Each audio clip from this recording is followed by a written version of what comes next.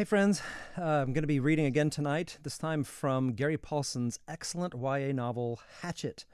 I really like reading from this book as a kind of teaching on story because I think there's a lot of things to be learned from it. Hatchet was released in 1987. It was a Newbery Honor book that year, and by 1996, when the first Aladdin paperback version came out, which is the one I have, it had sold over 2 million copies. So if you've never heard of this book, if you've never been exposed to it, it's not a long story, but it's very skillfully told. And I think one of the amazing things about it is the way he uses voice in this story to convey state of mind, which I'll get to after the reading. This has a man versus nature plot, kind of like Robinson Crusoe or Swiss Family Robinson, or more recently the movie The Martian and the book The Martian by Andrew Weir. Very well done man versus nature stories. And The Martian, what makes it compelling is not just the excellent storytelling and interesting characters, but the idea of man versus a kind of nature that we're not familiar with. So the same fascination people had with Robinson Crusoe, the idea of an exotic, island and being shipwrecked, it worked on modern audiences, except the exotic island was Mars, right? How in the world would you survive on Mars? Well, this was way before The Martian, and obviously it's not set on Mars. It's set in the wilderness of Canada. And one thing I admire it for is the fact that he pulls off this type of story, the man versus nature story, or you could say boy versus nature story, because really that's what it is. It's a coming-of-age story that pits a boy versus all of the power of the elements in the Canadian wilderness, and not a boy who's particularly prepared for it either. So does he survive? And if he survives, does he actually learn something from it? Does he become a man in the process? So why are the stories that are man versus nature, plots, whatever, why are they hard? The reason is, it might be simple if you think about it, but the antagonist in a man versus nature story is nature, and it's not a moral agent. So it can't choose to harm the character, the hero, nor can it choose to help the hero. Things can happen, but they have to be in accord with what the entire reading audience knows to be true of nature.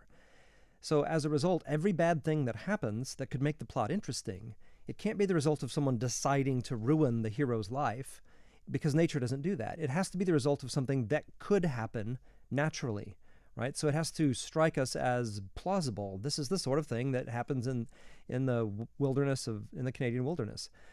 So, you can have lack of water be a problem in a desert, and, you don't want to put icebergs there. They happen in nature, but they don't happen in a desert, right? So the other thing you can do is you can have the bad things that happen be a result of the hero's choices or someone else's choices where they've put the hero in harm's way, so to speak. But that's really hard to do in a true man versus nature story.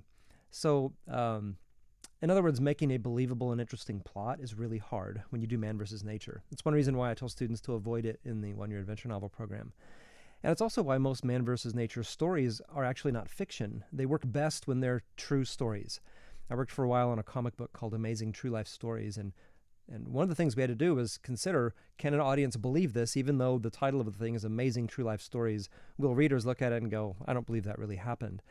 In a nonfiction setting, people give you a pass, and their imagination can stretch a little bit farther when they know it's a true story.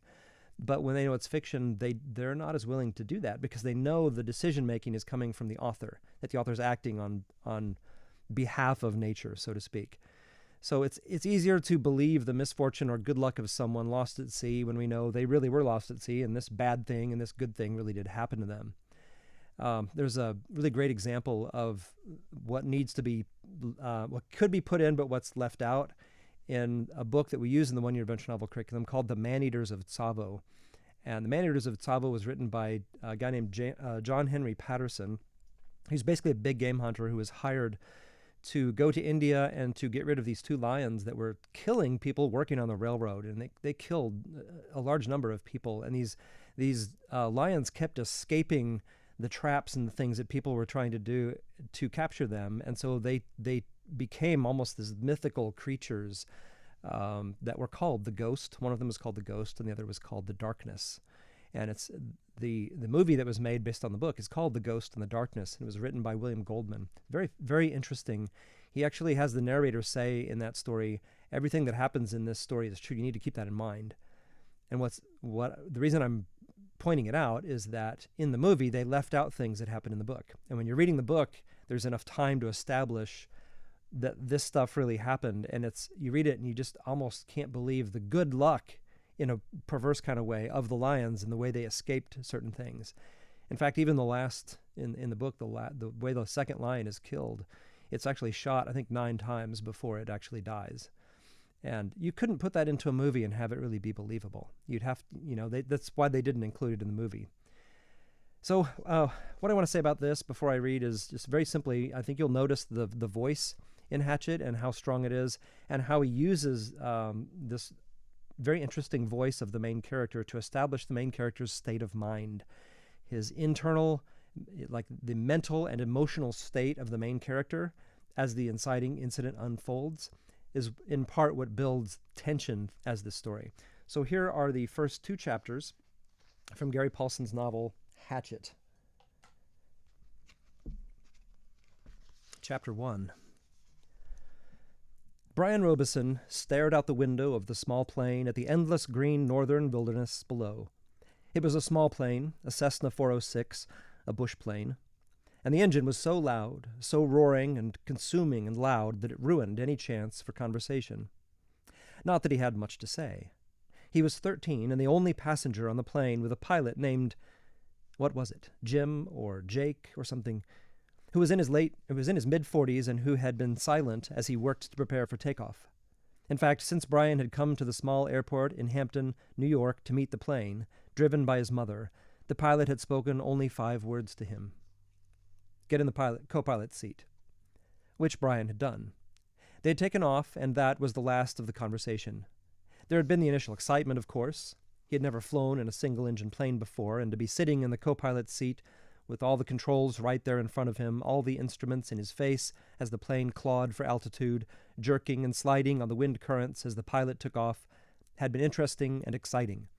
But in 5 minutes they had leveled off at 6,000 feet and headed northwest, and from then on the pilot had been silent, staring out the front, and the drone of the engine had been all that was left.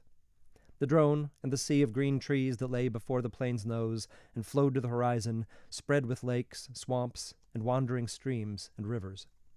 Now Brian sat, looking out the window with the roar thundering through his ears, and tried to catalogue what had led up to his taking this flight. The thinking started. Always it started with a single word: divorce. It was an ugly word, he thought, a tearing, ugly word that meant flight, that fights and yelling, lawyers. God, he thought, how he hated lawyers who sat with their comfortable smiles and tried to explain to him in legal terms how all that he lived in was coming apart, and the breaking and shattering of all the solid things, his home, his life, all the solid things. Divorce, a breaking word, an ugly breaking word. Divorce, secrets. No, not secrets, so much as just the secret. What he knew, and had not told anybody, what he knew about his mother that had caused the divorce, what he knew, the secret. Divorce, the secret. Brian felt his eyes beginning to burn and knew there would be tears. He had cried for a time, but that was gone now. He didn't cry now. Instead, his eyes burned and tears came, the seeping tears that burned, but he didn't cry. He wiped his eyes with a finger and looked at the pilot out of the corner of his eye to make sure he hadn't noticed the burning and tears. The pilot sat large, his hands lightly on the wheel, feet on the rudder pedals. He seemed more a machine than a man, an extension of the plane. On the dashboard in front of him, Brian saw dials, switches, meters, knobs, levers, cranks, lights, handles that were wiggling and flickering, all indicating nothing that he understood, and the pilot seemed the same way, part of the plane, not human. When he saw Brian look at him, the pilot seemed to open up a bit, and he smiled. Ever fly on the co-pilot seat before? He leaned over and lifted the headset off his right ear and put it on his temple, yelling to overcome the sound of the engine. Brian shook his head. He had never been in any kind of plane, never seen the cockpit of a plane except in films or on television. It was loud and confusing. First time. It's not as complicated as it looks. Good plane like this almost flies itself. The pilot shrugged. Makes my job easy. He took Brian's left arm. Here, put your hands on the controls, your feet on the rudder pedals, and I'll show you what I mean. Brian shook his head. I'd better not. Sure, try it. Brian reached out and took the wheel in a grip so tight his knuckles were white. He pushed his feet down on the pedals. The plane slewed suddenly to the right. Not so hard. Take her light. Take her light. Brian eased off and relaxed his grip.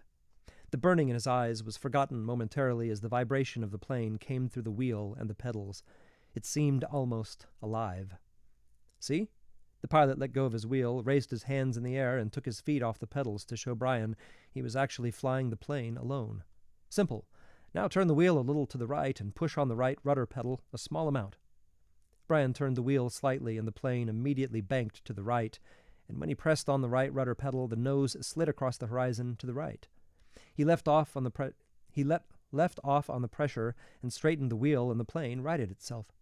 Now you can turn. Bring her back to the left a little. Brian turned the wheel left, pushed on the left pedal, and the plane came back around. It's easy, he smiled. At least this part. The pilot nodded. All of flying is easy.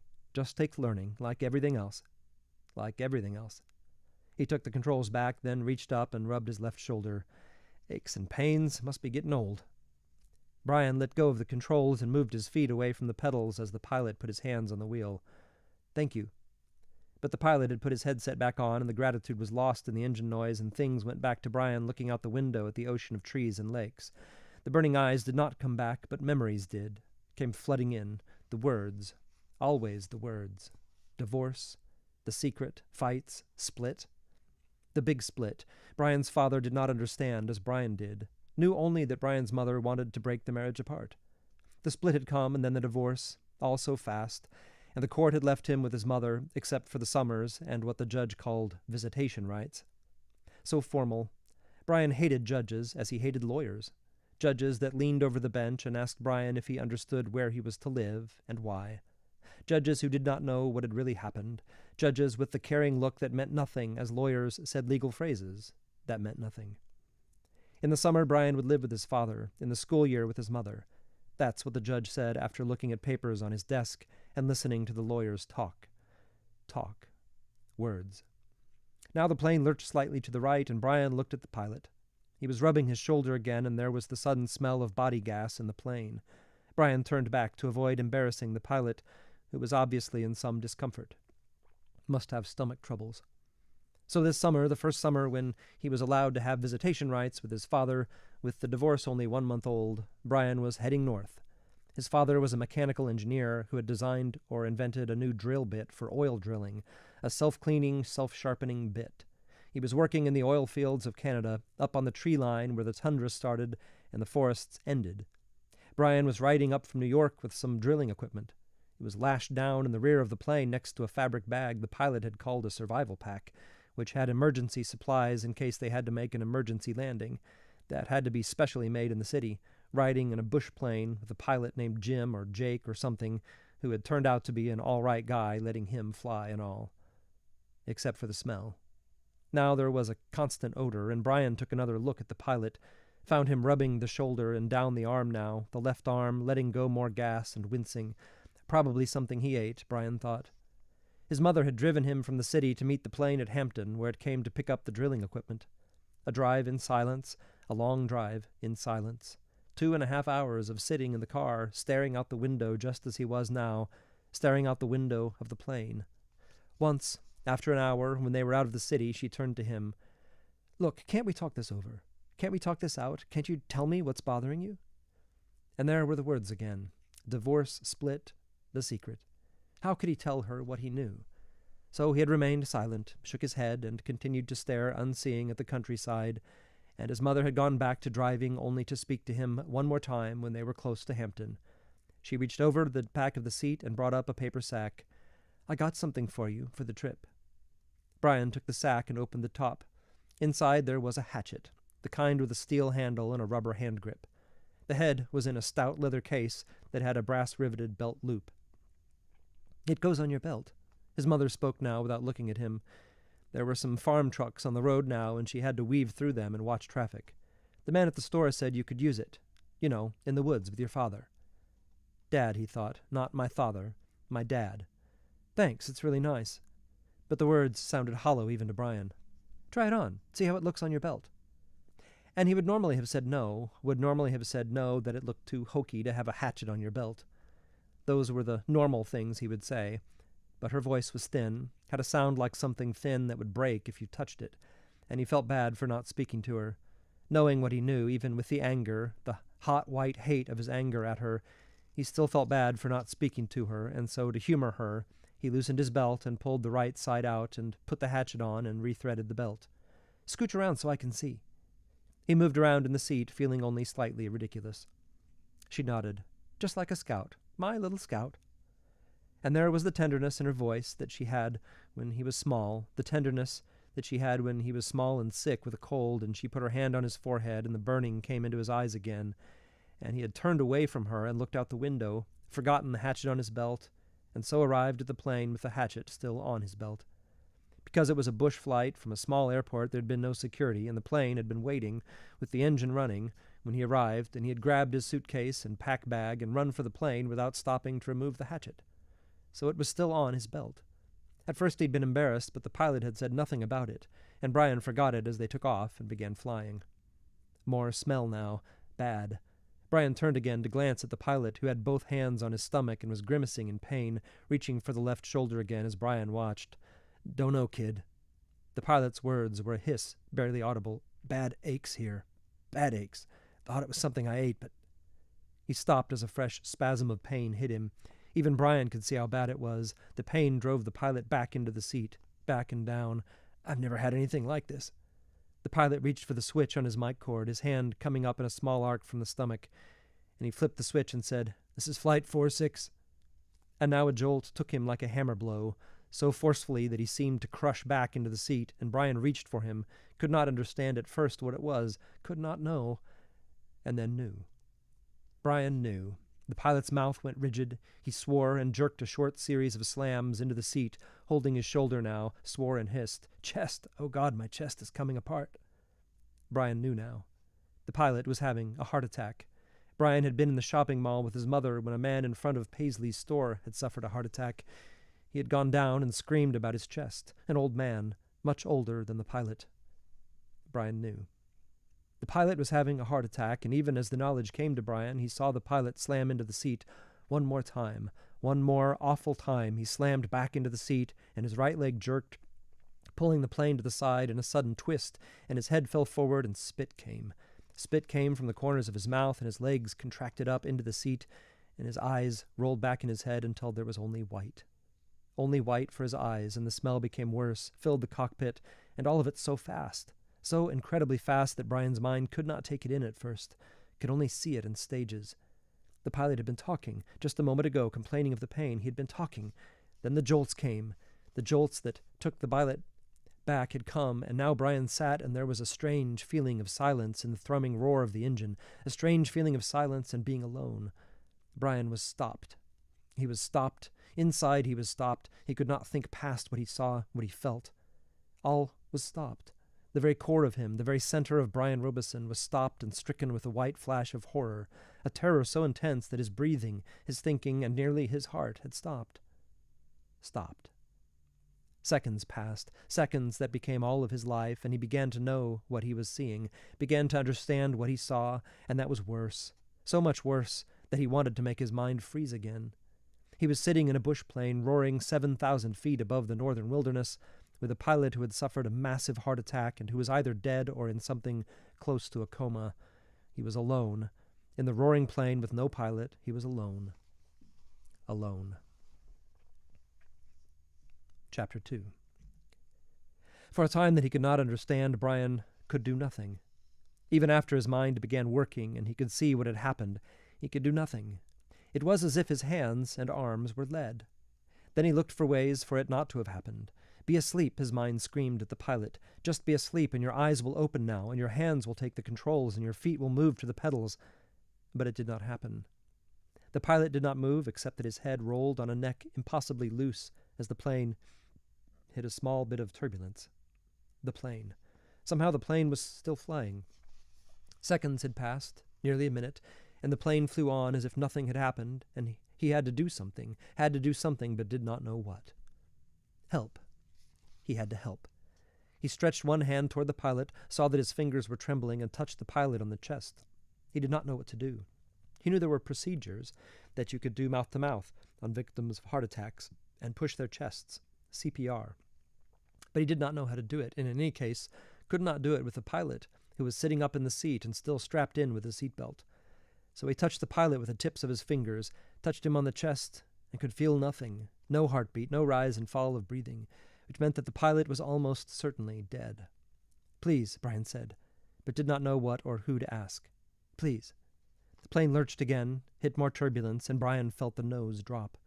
It did not dive, but the nose went down slightly, and the down angle increased the speed, and he knew that at this angle, this slight angle down, he would ultimately fly into the trees.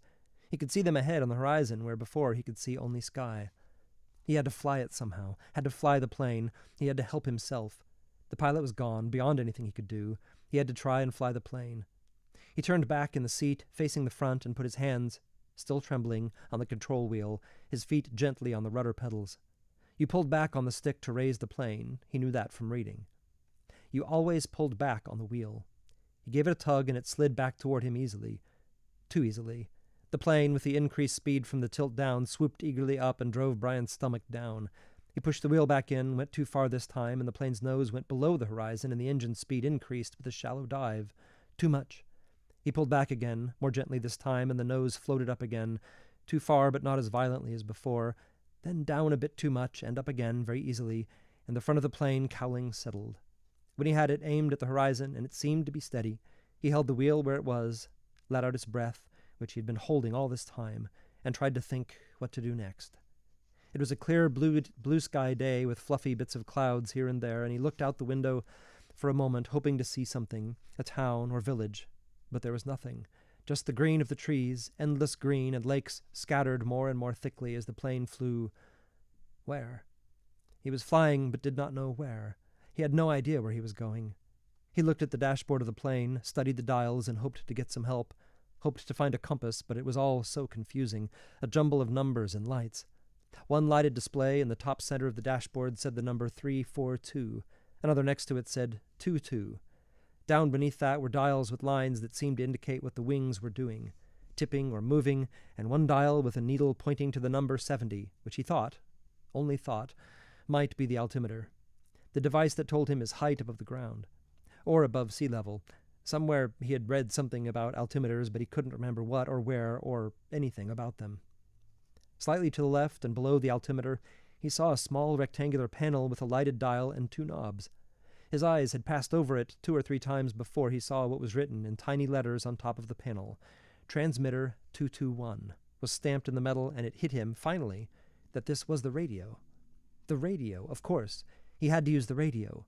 When the pilot had been hit that way, he couldn't bring himself to say that the pilot was dead, couldn't think it. He had been trying to use the radio. Brian looked to the pilot.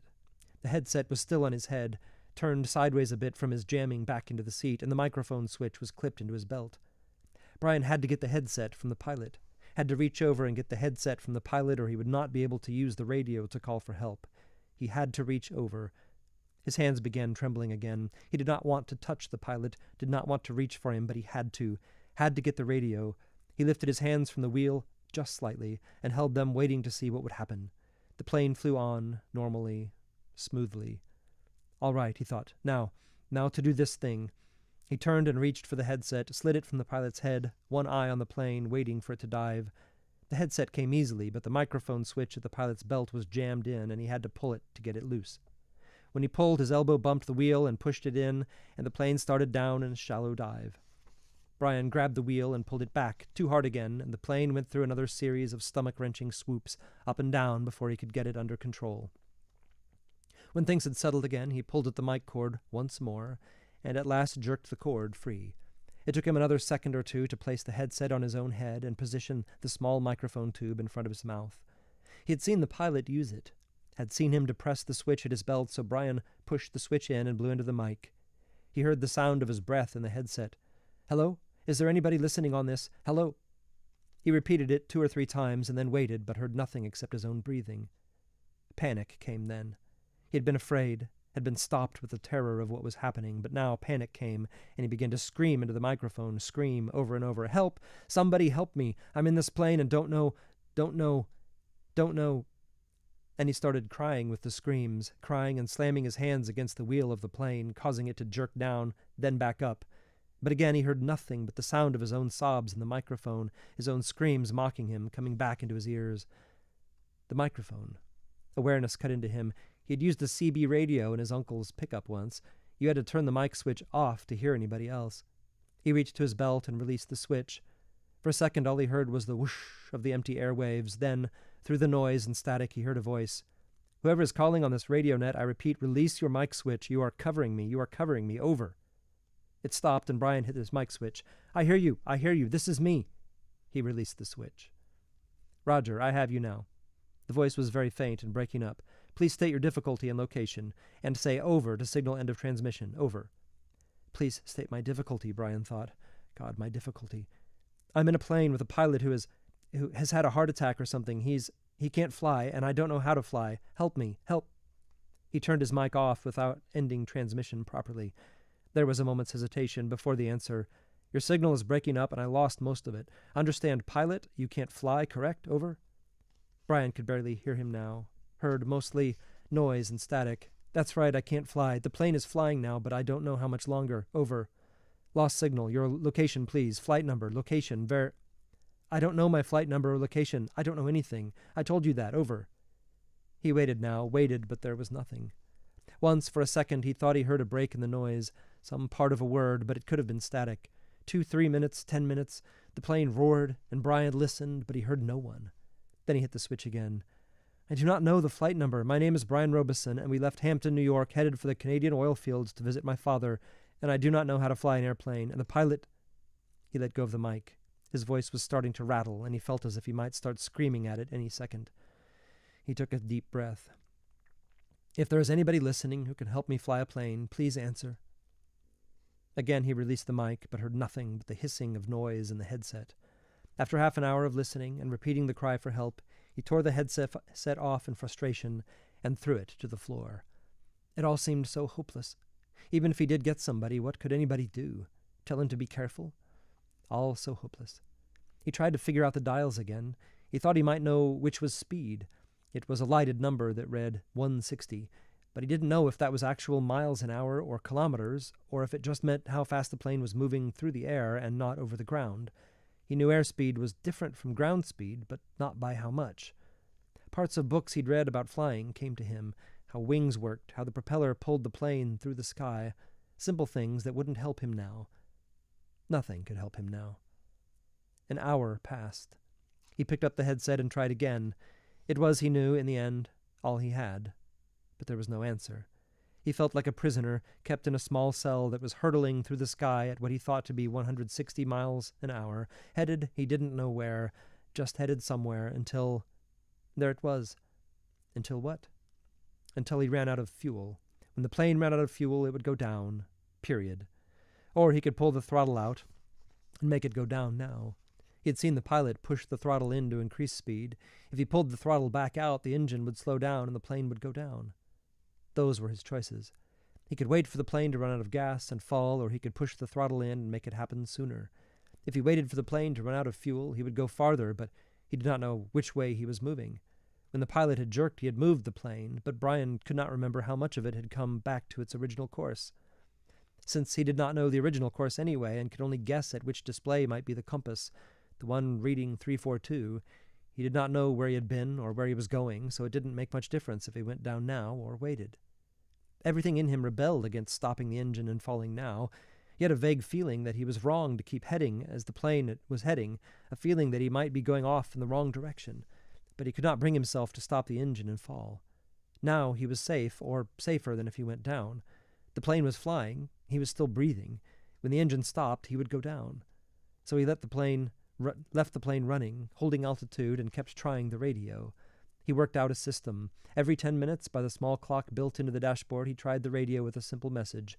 "I need help. Is there anybody listening to me?"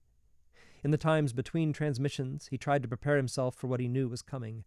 When he ran out of fuel, the plane would start down. He guessed that, without the propeller pulling, He would have to push the nose down to keep the plane flying.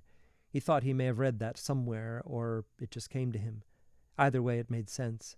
He would have to push the nose down to keep flying speed, and then, just before he hit, he would have to pull the nose back up to slow the plane as much as possible. It all made sense. Glide down, then slow the plane, and hit. Hit. He would have to find a clearing as he went down. The problem with that was he hadn't seen one clearing since they'd started flying over the forest. Some swamps, but they had trees scattered through them. No roads, no trails, no clearings. Just the lakes. And it came to him that he would have to use a lake for landing. If he went down in the trees, he was certain to die. The trees would tear the plane to pieces as it went into them. He would have to come down in a lake. No, on the edge of a lake. He would have to come down near the edge of a lake and try to slow the plane as much as possible just before he hit the water. Easy to say, he thought. Hard to do. Easy say, hard do. Easy say, hard do. It became a chant that beat with the engine. Easy say, hard do. Impossible to do. He repeated the radio call 17 times at the 10-minute intervals, working on what he would do between transmissions. Once more he reached over to the pilot and touched him on the face, but the skin was cold, hard, cold, death cold, and Brian turned back to the dashboard. He did what he could, tightened his seatbelt, positioned himself, rehearsed mentally again and again what his procedure should be. When the plane ran out of gas, he should hold the nose down and head for the nearest lake and try to fly the plane kind of onto the water. That's how he thought of it. Kind of fly the plane onto the water, and just before it hit, he should pull back on the wheel and slow the plane down to reduce the impact. Over and over his mind ran the picture of how it would go, the plane running out of gas, flying the plane into the water, the crash. From pictures he'd seen on television, he tried to visualize it, he tried to be ready. But between the 17th and 18th radio transmissions, without a warning, the engine coughed, roared violently for a second, and died. There was sudden silence, cut only by the sound of the wind-milling propeller and the wind past the cockpit. Brian pushed the nose of the plane down and threw up. Okay, there you have it. Gary Paulsen's Hatchet, the first 2 chapters. I hope you enjoyed that. Really like this book for lots of reasons, and just wanted to point out the technique that he uses that I think is really cool is the repetition. When I first read this, the first couple of pages, it struck me as a little awkward in a couple of places. And then I realized that he was doing it for a deliberate reason, and that there was a point to it that I wasn't sure I was going to get the point, but I was sure that I was getting something in the realm of voice that was going to be important. And I think that the repetition and the way it accelerates as we get into the second chapter, it creates a kind of mental stutter that elevates tension and makes you feel his fear, which I think is really interesting as a storytelling technique. And I don't know if I've ever seen anyone do it quite that much in a story, but to me it's very effective in getting across what it would be like to be 13 in a plane and to experience something this dramatic and this horrifying. So that's Gary Paulsen's Hatchet, and I'm going to be back next week with another book. If I haven't mentioned this tonight, I don't think I have. We've got the Good Books Guide, and the Good Books Guide, if you've not heard of this, Good Books Guide is 500 books, fiction and nonfiction, all ages. It's free, and basically our team at Clearwater Press has put together books that changed us, books that we think are good, that are worth reading. Each one of them has a link to the books page on Amazon, and it also has a little description from the person on our team who recommended it. Some of them are starred. But basically, it's just, how do you find good literature? There's a lot of books out there, a lot of things to read. And so we tried to give an accurate description of what the book is and why we find it interesting. And you can get that at clearwaterpress.com/goodbooks. And we'll send it to you. Obviously not the physical copy. It's a digital PDF. So I hope you enjoyed this tonight, and I'll be back next Monday. Have a good week.